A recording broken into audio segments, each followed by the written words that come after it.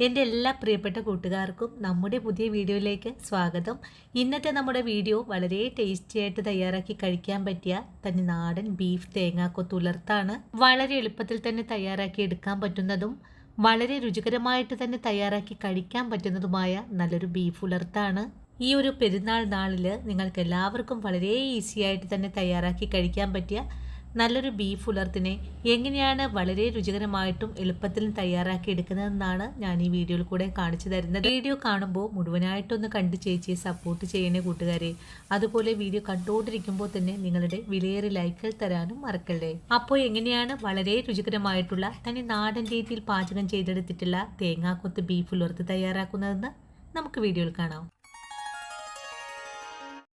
തനി നാടൻ രീതിയിൽ തേങ്ങാക്കൊത്തിട്ട ബീഫ് ഉലർത്തി തയ്യാറാക്കി എടുക്കാനും വേണ്ടിയിട്ട് ഞാനിവിടെ 1.5 കിലോ അളവിലാണ് ബീഫ് എടുത്തിട്ടുള്ളത്. ഇനി ഇതിലേക്ക് ആവശ്യത്തിനുള്ള മസാല പൊടികളൊക്കെ ചേർത്തിട്ട് നമുക്ക് നല്ലതുപോലെ തിരുമ്മി ഒന്ന് കുഴച്ചെടുക്കണം. ഇതിനായിട്ട് ആദ്യം തന്നെ ഞാനിതിലേക്ക് ആവശ്യത്തിനുള്ള ഉപ്പാണ് ചേർക്കുന്നത്. ഉപ്പ് ചേർത്ത് കഴിഞ്ഞാൽ പിന്നെ ഇതിലേക്ക് മുളക് പൊടി ചേർക്കാം. 1/2 കിലോത്തിന് 1 ടേബിൾ സ്പൂൺ എന്ന അളവിലാണ് 3 ടേബിൾ സ്പൂൺ കണക്കാണ് ഞാനിവിടെ ചേർത്തിട്ടുള്ളത്.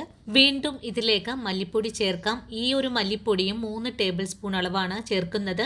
ഇതിന്റെ കൂടെ തന്നെ 1 സ്പൂൺ അളവിൽ വിനാഗിരിയും 1 സ്പൂൺ അളവിൽ തന്നെ വെളിച്ചെണ്ണയും കൂടി ഒഴിച്ചു കൊടുത്ത് നമ്മുടെ കൈ ഉപയോഗിച്ച് നല്ല മയത്തിൽ ഒരു 2 മിനിറ്റ് നേരം കൂട്ടി കുഴച്ചെടുക്കണം.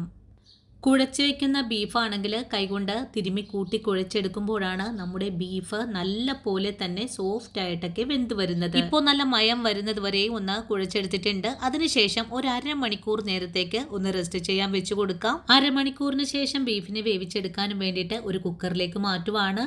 നിങ്ങളുടെ വീട്ടിൽ വിറകടപ്പൊക്കെ ഉണ്ടെങ്കിൽ അതിൽ വെച്ച് വേവിക്കുന്നതാണ് ഏറ്റവും നല്ലത്. ബീഫിനെ കുക്കറിലേക്ക് മാറ്റിയാൽ അതേ പാത്രത്തിൽ ഒരു നുള്ളു വെള്ളം കൂടി ഒഴിച്ചു കൊടുത്തിട്ട് നമുക്ക് ഒന്ന് നല്ല മയത്തിൽ തന്നെ വേവിച്ചെടുക്കാം. ഞാനിവിടെ ഒരു 5 വിസിൽ കൊണ്ട് തന്നെ നമ്മുടെ ബീഫിനെ വേവിച്ചെടുത്തിട്ടുണ്ട്.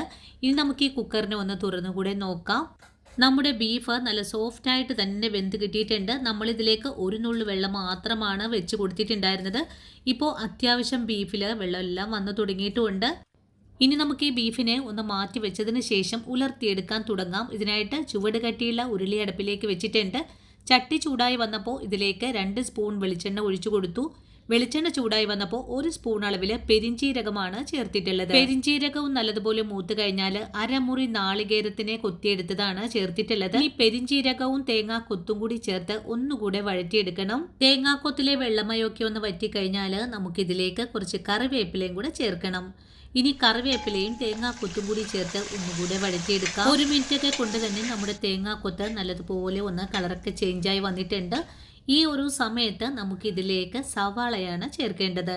ഞാനിവിടെ 1/2 കിലോത്തിന് 1 സവാള എന്ന കണക്കിൽ 3 സവാള എടുത്തിട്ടുണ്ട്. ഇനി നമുക്ക് തേങ്ങാക്കൊത്തും സവാളയും കൂടി കൂട്ടിച്ചേർത്ത് ഒന്നുകൂടെ വഴറ്റിയെടുക്കണം. സവാള ചേർത്ത് ഒരു 2 മിനിറ്റ് നേരം വഴറ്റിയെടുക്കുമ്പോൾ ഇതിലെ വെള്ളമയൊക്കെ ഒന്ന് വറ്റി വരും.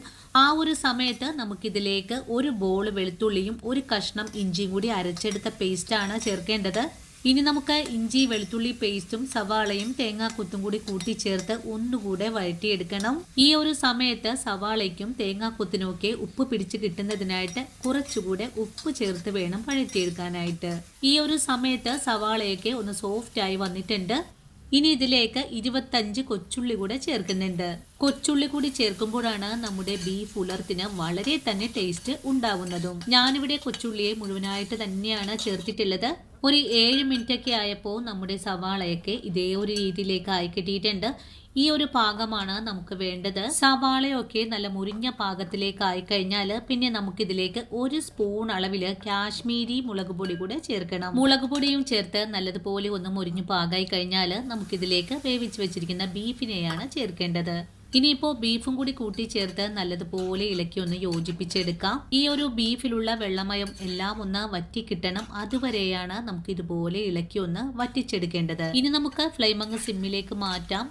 അതിനുശേഷം ഇടയ്ക്കിടയ്ക്ക് നല്ലതുപോലെ അടി ചേർത്ത് വേണം ഇളക്കി കൊടുക്കാനായിട്ട്. ഇതിലേക്ക് ഈ ഒരു സമയത്ത് എണ്ണ പോരായ്മ നിങ്ങൾക്ക് തോന്നുവാണെങ്കിൽ കുറച്ചുകൂടെ വെളിച്ചെണ്ണ എല്ലാം ചേർത്ത് കൊടുക്കാവുന്നതാണ്. നമ്മുടെ ബീഫ് ഈ ഒരു കളറിൽ നിന്നൊക്കെ മാറി നല്ല മെറൂൺ കളറിലേക്ക് ആയി വരും. അതുവരെയാണ് നമുക്ക് വഴറ്റിയെടുക്കേണ്ടത്. ഒരു 5 മിനിറ്റ് ഒക്കെ കഴിഞ്ഞപ്പോൾ നമ്മുടെ ബീഫ് ഒന്ന് വരണ്ട് പാകായി വന്നിട്ടുണ്ട്. ഇതേ ഒരു പാകമായാൽ നമുക്കിതിലേക്ക് 1 സ്പൂൺ അളവിൽ ഗരം മസാലപ്പൊടി ചേർക്കാം. കൂടെ തന്നെ 1 സ്പൂൺ തന്നെ കുരുമുളക് പൊടി കൂടെ ചേർക്കണം. ഇനി ഈ പൊടികളും കൂടി ചേർത്ത് കഴിഞ്ഞാൽ വീണ്ടും നമുക്ക് ബീഫിനെ നല്ലതുപോലെ ഇളക്കി ഒന്ന് യോജിപ്പിച്ച് കൊടുക്കാം. വീണ്ടും ബീഫിനെ നല്ലതുപോലെ ഇളക്കി ഒന്ന് യോജിപ്പിച്ചെടുക്കുവാണ്. നമുക്കിനി ബീഫിനെ ഒന്ന് മുരിച്ചെടുക്കുന്ന താമസം മാത്രമേ ഉള്ളൂ. ഇപ്പോൾ നമ്മുടെ ബീഫ് ഒന്നുകൂടി ഡ്രൈ ആയി വന്നിട്ടുണ്ട്. ഈ ഒരു സമയത്ത് ഞാൻ ഇതിലേക്ക് ഒരു 4 പച്ചമുളകിനെ കൂടെ ചേർത്തിട്ടുണ്ട്. പച്ചമുളകിനെ ചേർക്കുന്നത് കാണാൻ ഒരു ഭംഗിക്ക് മാത്രമാണ് കേട്ടോ. ഇനിയിപ്പോൾ ഇതും കൂടി ചേർത്ത് ഒന്നുകൂടി വഴറ്റിയെടുക്കുവാണ്. ഞാനിവിടെ ഈ ഒരു ബീഫിൻ്റെ പാചകം തുടങ്ങിയിട്ട് അരമണിക്കൂറൊക്കെ ആയിട്ടുണ്ട്. അരമണിക്കൂറൊക്കെ കഴിഞ്ഞപ്പോൾ നമ്മുടെ ബീഫ് ഇതുപോലെ വെറുവെറുന്നതിനേക്ക് ആയി കിട്ടിയിട്ടുണ്ട്. ഒന്നിലൊന്നും മുട്ടാത്ത രീതിയിലേക്കൊന്ന് മാറി വന്നിട്ടുണ്ട്. ഈ ഒരു പാകമാണ് നമുക്ക് വേണ്ടത്. ഇനിയിപ്പോൾ ഫ്ലെയിം ഓഫ് ചെയ്ത് കൊടുത്തിട്ട് താഴേക്കൊന്ന് ഇറക്കി വെച്ച് കൊടുക്കാം. അപ്പോൾ ഇത്രയേ ഉള്ളൂ കൂട്ടുകാരെ, നമ്മുടെ ഇന്നത്തെ വളരെ രുചികരമായിട്ടുള്ള ബീഫ് തേങ്ങാ കുത്തുലർത്ത്. ഈ ഒരു പെരുന്നാൾ ദിനത്തിൽ നിങ്ങൾക്ക് എല്ലാവർക്കും വളരെ സിമ്പിളായിട്ട് തന്നെ തയ്യാറാക്കി കഴിക്കാൻ പറ്റിയ നാടൻ റെസിപ്പിയാണ്. കഴിക്കാനാണെങ്കിലോ സൂപ്പർ ടേസ്റ്റാണ്. ഒരിക്കലെങ്കിലും ഉണ്ടാക്കി നോക്കണം. നിങ്ങൾക്ക് എല്ലാവർക്കും ഒരുപോലെ തന്നെ ഇഷ്ടമാവുന്നതുമാണ്. അപ്പോൾ ഇന്നത്തെ നമ്മുടെ വീഡിയോ ഇത്രയേ ഉള്ളൂ കൂട്ടുകാരെ. ഈ ഒരു വീഡിയോയിൽ കണ്ടിട്ട് എൻ്റെ കൂട്ടുകാർക്ക് ഒരുപോലെ തന്നെ ഇഷ്ടമായിട്ടുണ്ടെങ്കിൽ തീർച്ചയായിട്ടും നമ്മുടെ ചാനൽ ഒന്ന് ഫോളോ ചെയ്യണം കേട്ടോ. നിങ്ങൾ ഈ വീഡിയോ കണ്ടിട്ട് ട്രൈ ചെയ്ത് നോക്കുമ്പോൾ നിങ്ങൾക്ക് ഇഷ്ടപ്പെടുവാണെങ്കിൽ നിങ്ങൾക്ക് കിട്ടിയ ഈ ഒരു അറിവിനെ നിങ്ങളുടെ കൂട്ടുകാരിലേക്കൊന്ന് ഷെയർ ചെയ്ത് കൊടുക്കാനും വീഡിയോയെക്കുറിച്ചുള്ള അഭിപ്രായങ്ങളെല്ലാം കമൻസ് ആയിട്ട് അറിയിക്കാനും മറന്നു പോകരുത്. ഇനിയിപ്പോൾ ആദ്യമായിട്ട് നമ്മുടെ വീഡിയോ കാണുന്ന കൂട്ടുകാർ ആരെങ്കിലും ഉണ്ടെങ്കിൽ ഒന്ന് സപ്പോർട്ട് ചെയ്യണം കേട്ടോ. സപ്പോർട്ട് ചെയ്തിട്ട് ആ കുഞ്ഞു ബെല്ലൈക്കണും കൂടെ ഓൾ ഓപ്ഷൻ അടിച്ചിടാനും മറന്നു പോകരുത്. അപ്പോഴാണ് ഞാനിടുന്ന പുതിയ പുതിയ വീഡിയോസ് എല്ലാം തന്നെ നിങ്ങളുടെ കയ്യിലെ നോട്ടിഫിക്കേഷൻ വഴി എത്തുന്നത്. വീഡിയോ കാണുമ്പോൾ നിങ്ങൾക്ക് ഇഷ്ടപ്പെടുവാണെങ്കിൽ നിങ്ങളുടെ വിലയേറിയ ലൈക്കുകൾ തരാൻ മറക്കല്ലേ കൂട്ടുകാരെ. അതുപോലെ തന്നെ വീഡിയോ കുറിച്ചുള്ള അഭിപ്രായങ്ങളെല്ലാം കമൻസ് ആയിട്ട് അറിയിക്കാനും മറന്നു പോകരുത്. നിങ്ങൾ തരുന്ന ഓരോ വാക്കുകളുമാണ് മറ്റുള്ള ആൾക്കാരിലേക്ക് നമ്മുടെ വീഡിയോ എത്തപ്പെടുന്നതും. അപ്പോൾ ഇന്നത്തെ വീഡിയോ ഇവിടെ വെച്ച് നിർത്തുവാണ്. ഇനിയും നിങ്ങൾക്ക് വേണ്ടിയിട്ട് നല്ല നല്ല വീഡിയോസൊക്കെ ആയിട്ട് ഞാൻ നാളെ ഓടിയെത്തുന്നതാണ്. അതുവരെയും വീഡിയോ കണ്ട് സപ്പോർട്ട് ചെയ്ത എൻ്റെ എല്ലാ കൂട്ടുകാരോടും ഇനിയും കാണാനിരിക്കുന്ന എൻ്റെ പ്രിയ കൂട്ടുകാരോടും ഒത്തിരി നന്ദിയും സ്നേഹമൊക്കെ അറിയിച്ചുകൊണ്ട് നാളെ രാവിലെ ഓടിയെത്താം. അതുവരെയും ഒത്തിരി സ്നേഹത്തോടെ വീണ്ടും കാണാം.